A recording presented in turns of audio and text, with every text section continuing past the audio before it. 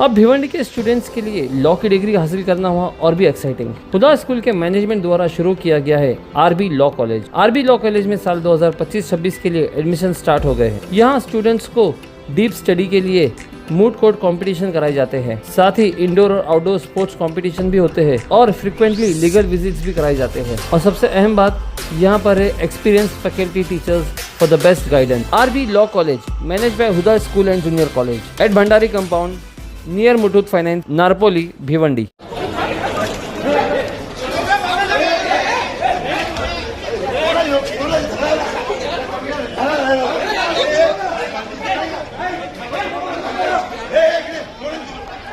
जमा करा पास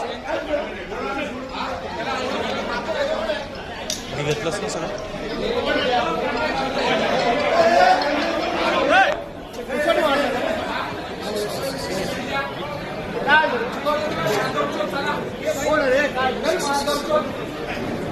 अरे घेतोय ना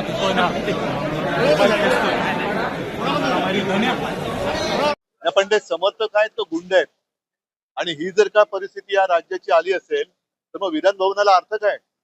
ज्यांनी त्यांना पास दिले त्यांच्यावरती कारवाई झाली पाहिजे, मग तो कोणी असेल ज्यांनी त्यांना पास दिले त्यांचं नाव आलं पाहिजे समोर, कारण हा अधिकार शेवटी अध्यक्षांचा असतो।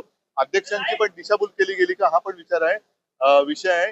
मात्र अशी मारामारी आणि आमदारांना धक्काबुक्की ही गुंडागर्दी आता विधान भवनापर्यंत पोहोचली असेल तर मग हे फार अवघड आहे। ताबडतोबीने गृहमंत्र्यांनी आणि मुख्यमंत्र्यांनी सगळे विषय सोडून या गुंडांवरती आणि त्या गुंडांच्या पोशिंद्यांवरती कडक कारवाई केलीच पाहिजे, तर आणि तरच तुम्ही या राज्याचे पालक मुख्यमंत्री म्हणून जनतेला तोंड दाखवायच्या पात्रतेचे आहात असं मी म्हणेन। हे अयोग्य नुसतं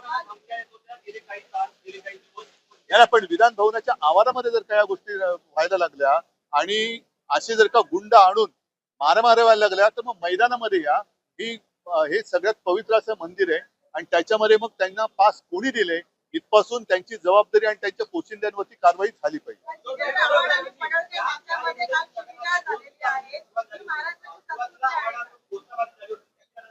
बघा, विधान भवनाच्या बाहेर हा एक विषय आणि विधान भवनात या प्रांगणामध्ये जे काय होतं हे अत्यंत गंभीर आहे। जर लोकप्रतिनिधींना अशा पद्धतीने मारहाण होत असेल किंवा धक्काबुक्की होत असेल आणि विशेष म्हणजे गुंड आत आणण्यापर्यंत पाळी जात असेल तर मग शेवटी विधान भवनाचं महत्व राहिलं काय?